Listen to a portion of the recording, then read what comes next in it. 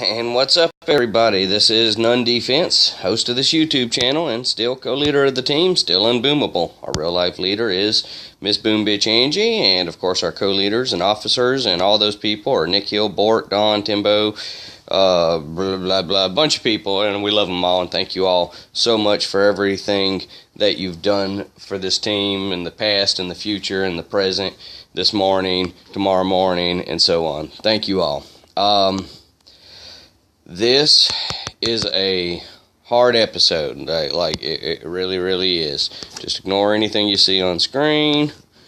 So, those of you on the team know that my father, my stepfather technically, but he's like my dad. He died Monday. Today's what, Friday? Was it Monday? Yeah, and is today Friday or is today Thursday? Well, if anybody knows the answer to that question, that'd be great. But what I'm doing is, this is my guy, man. Like, this is my guy. This is my dude. So, but let me just get you kind of caught up. All right. So, the guy in the middle wearing the Patriots jersey, that was Jim. The guy over here wearing the Minecraft hoodie, that's my son Matthew. He's just being goofy, and of course this is my new Steelers hoodie, which I only wear on fancy occasions. It's my fancy hoodie. I wear my regular, not fancy hoodie, but this was Jim. He was showing off his new hoodie. It now belongs to Angie. Angie claimed it after he passed.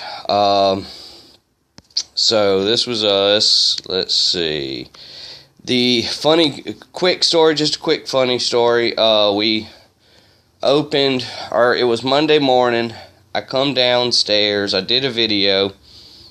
Came downstairs. Saw Jim hadn't taken his morning medicine. And it was like, oh, well, it's 10:30. He really needs to get his medicine. So even he was taking a nap when I had last saw him. He was getting into bed taking a nap. And that had been about 8:30ish, around there. And anyway, so I figured, like, well, even if he doesn't wake up from his nap, he'll at least wake up, take his pills, and he does. He'll wake up, take his pills, and go back to sleep, not without much issue. So I figured, all right, let me get him. And he just didn't wake up, and it didn't take much effort for me to figure out what happened, or just to, I didn't shake the body or anything. I mean, it was just like, Jim. Yeah,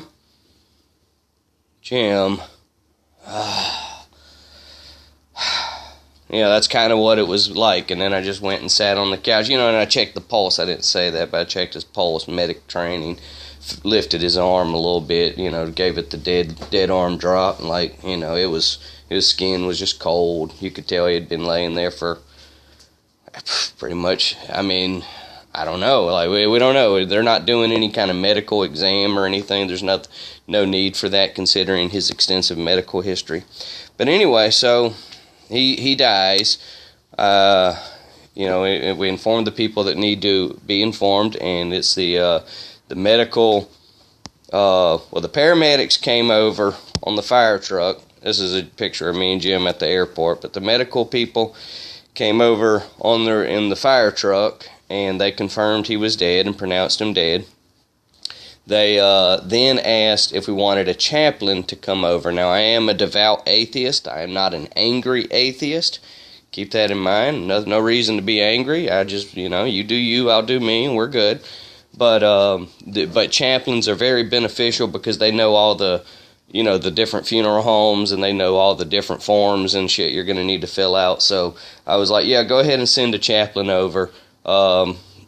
Just knowing chaplains, they don't come over and preach to you. I mean, if you're asking in need of spiritual guidance, they can help you as best as they can. But chaplains are much more, consider them like more just public servants, that it's their job to just help the grieving, just remember the details. Because when you're crying and you're grieving, it's easy to just forget the details. But these guys, they know the details. They're like, look, this is what you're going to need to do. Take your time, grieve.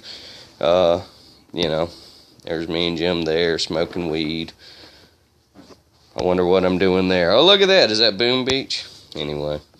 So the medical examiner, or the chaplain comes over, and we had to then wait on the sheriff to come over and release the body. The paramedic had already spoke with the medical examiner on the phone, and on the paramedic's recognition, the medical examiner decided, you know what, let's just go ahead and release the scene. You know what I mean? So just shut it down. It's not a crime scene. Let's just, run it through the system. It sounds like it was just a natural old man died in his sleep, considering his medical history. So that's what happened. And then the chaplain comes over, and the chaplain's required to stay there until the sheriff releases the situation. So, the sheriff or a deputy has to be the final person to come take photos, just verify everything looks as it is. And but the sheriff's department was very busy, as it turned out. So this chaplain, God bless him, he fell asleep in this chair waiting, and he slept there for 2 hours. But he didn't bother us, and we told him, we're like, look, you can chill as long as you want, stay comfortable. And he and Grublet made friends, and Grublet was happy to just sit there and be pet by the chaplain. So he was a cool dude. His name was Chaplain Glenn. And he was very awesome. He pointed us in the direction of where we're going to get our better deals on funeral homes and such and such. So very thankful for him. The sheriff did eventually come over. Wasn't much to it once he got there. Just, asked the basic questions. Took a few photos and, released everything. So then it was just a matter of going through the process. So it's been really hard for me, and it's surprisingly hard. Like dealing with my mom when she passed, that was rough. It really was. But both Angie and I, we immediately had something to do. We had to deal with who's going to take care of Jim, and how he's going to be cared for, and what's his finances look like, and what's his medical situation. And turned out both were horrible, but we dealt with it. We're like, all right, well, we can do this. We can fix this. We can make, we can smooth things out, sort it out. And we did, man. We fucking did. And we gave him 1.5 years of the best. God damn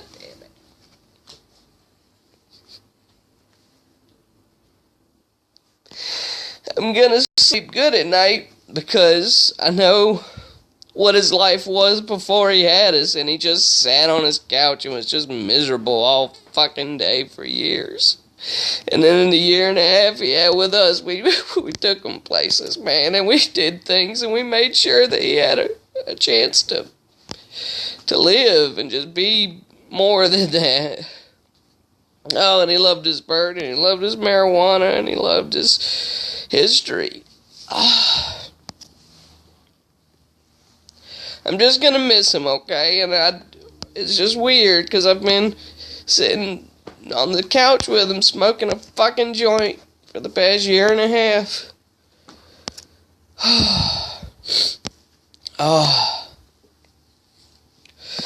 So, I gotta learn a new routine, I gotta make, and Angie too, we're both working on learning, the new routine, whatever the new routine looks like.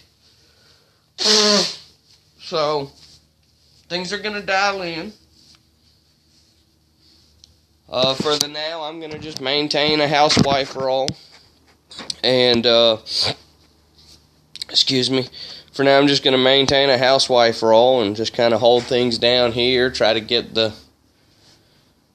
house built for 3, put together for 3 people instead of 4.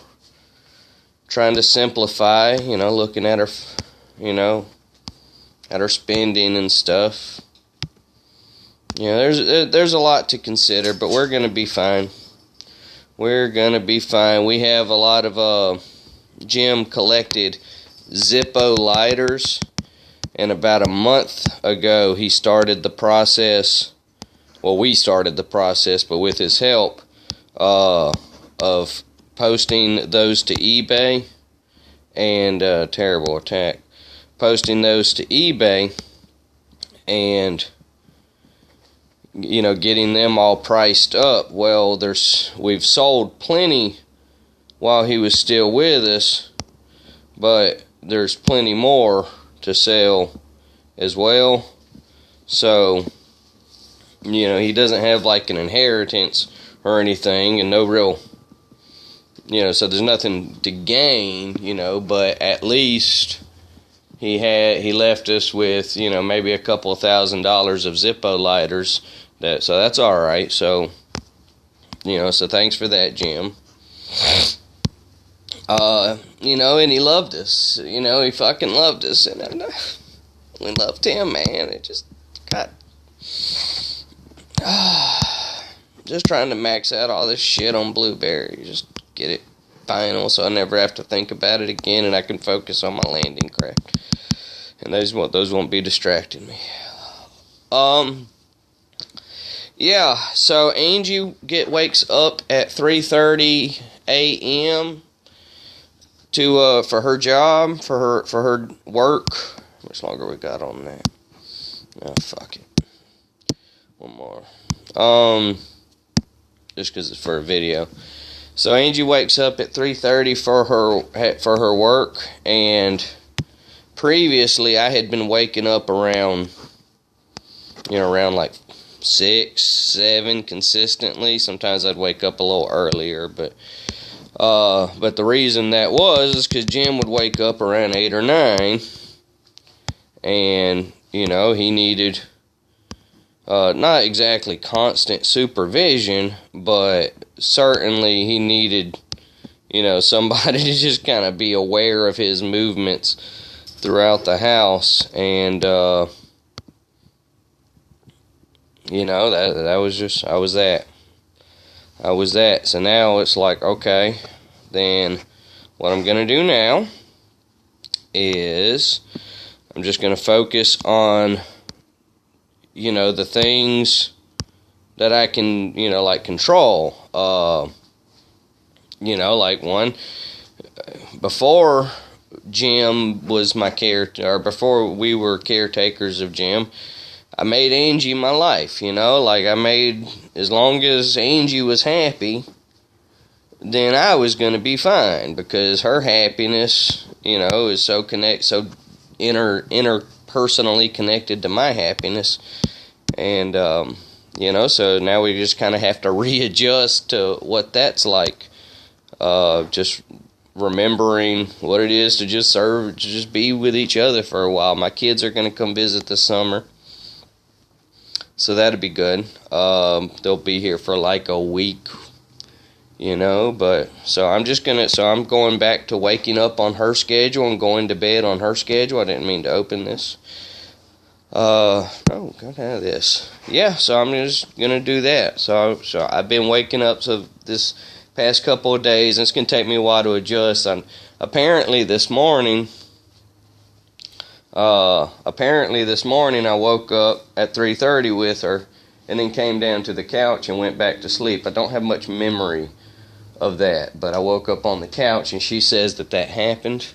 I have insomnia, so anytime there's a change to my sporadic schedule anyway, because I have a very sporadic sleeping pattern, but anytime there's a change, it takes a little while to kind of readjust, but I'll be fine. So there you go. I guess that's this is just a little video. I don't know, I just felt I needed to post it and just talk about Jim and talk about what happened and talk about how I feel about it. And you know, next series of videos I'd like to, you know, I got no more distractions from Jim, you know what I mean? So now it's just me and Angie. I mean, my son Matthew, but he has his job, and we you know, we help him financially in terms of, you know, making sure his monies get allocated to the right places and such. But you know, all in all, it's just me and Angie again. So that's a positive. I'm choosing to just look at all this as a positive, and Jim got a great 1.5 years in with us.